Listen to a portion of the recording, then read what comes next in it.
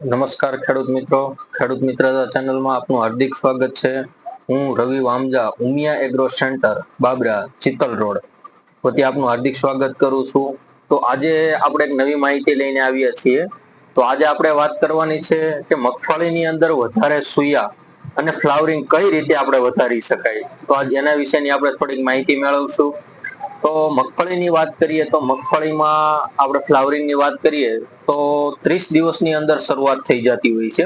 25 થી 30-35 દિવસની અંદર ફ્લાવરિંગ શરૂઆત થઈ જાય છે। તો જ્યારે આપણે ફ્લાવરિંગમાં વધારવા માટેની જ્યારે દવા મારવાની વાત થાય તો પ્લાન્ટ ગ્રોથ રેગ્યુલર કરીને આવતી હોય છે। તો એમાં ઘણી બધી કંપનીની અલગ અલગ આવે છે। એમાં હું તમને વાત કરું તો સિજન્ટાનું કલસ્ટાર, ત્યારબાદ આવે છે ડોક્ટર ટોનિક, અતુલ્યા ક્રોપગાર્ડનું છે આ ડોક્ટર ટોનિક।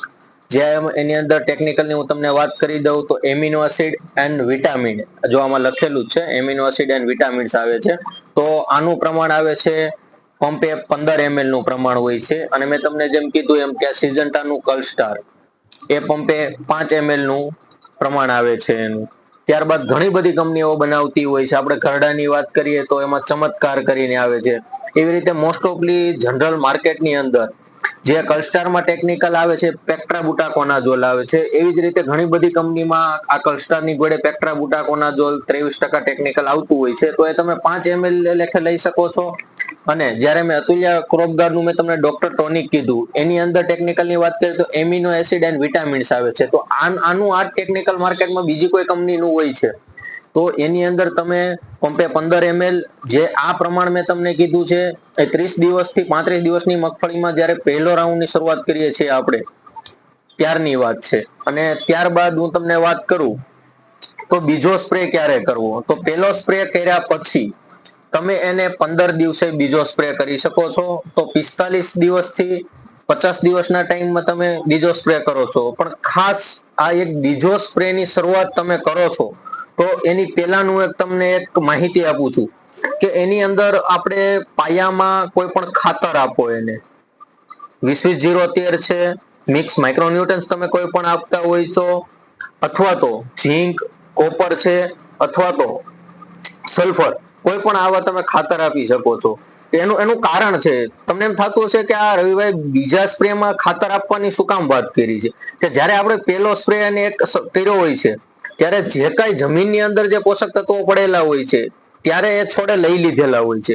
અને જ્યારે આપણે બીજી વાર કરીએ છીએ અને ત્યારે જો એમાં એવું બને કે આપણે ખાતર નથી વાવતા અને સ્પ્રે કરીએ છીએ બીજો સ્પ્રે 45 દિવસથી 50 દિવસે, તો કેવું બનતું હોય છે, ઘણીવાર આપણે જોતા હોય છે કે સ્પ્રે કરેલો હોય છે છતાં અમુક સુયા કાળા પડીને રહી જતા હોય છે કે જમીન સુધી પહોંચતા નથી હોતા। તો એનું મુખ્યત્વે કારણ આ છે કે જ્યારે અમુક સુયા, માનો કે એની કેપેસિટી છે 100 સુયાની કે 50 સુયાની, તો એ એટલા બેસે છે અને પાછળના જે એને પાછળથી જે ફોર્સ મળવો જોઈએ, જે પોષણ મળવું જોઈએ એ પોષણ નથી મળતું, એના હિસાબે એ બાકી રહી જાય છે।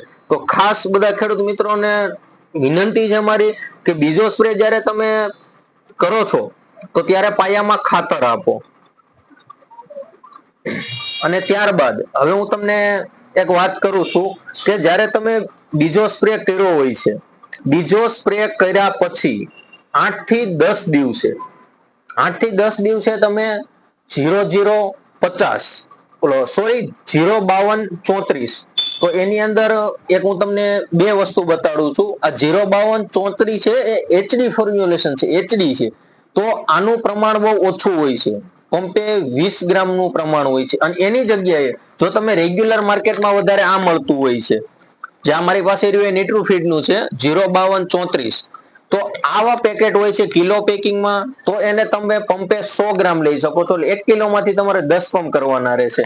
અને જ્યારે આવા પેકિંગમાં આવશે તો એ તમારે એચડી ફોર્મ્યુલેશનમાં છે તો તમારે એમાં પંપે 20 ગ્રામ જ લેવાનું છે।